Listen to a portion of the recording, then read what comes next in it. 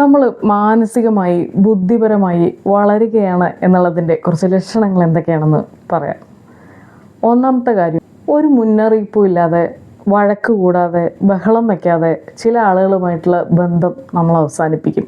നിങ്ങളുടെ ജീവിതത്തിലെ ഓരോ കാര്യങ്ങളും സോഷ്യൽ മീഡിയയിൽ പങ്കുവയ്ക്കില്ല. തനിച്ചിരിക്കുമ്പോൾ, ഒറ്റയ്ക്കാകുമ്പോൾ അത് എൻജോയ് ചെയ്യാൻ നമ്മൾ തുടങ്ങും.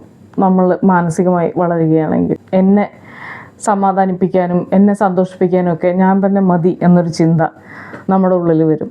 അതുപോലെ തന്നെ യാതൊരു കുറ്റബോധവും ഇല്ലാതെ വേണ്ട, ഇല്ല, കഴിയില്ല, എനിക്ക് പറ്റില്ല എന്നൊക്കെ പറയാൻ നമുക്ക് കഴിയും. ഒരു പോയിന്റ് പ്രൂവ് ചെയ്യുന്നതിനേക്കാൾ പ്രധാനപ്പെട്ടതാണ് സമാധാനം എന്ന് നമ്മൾ മനസ്സിലാക്കും.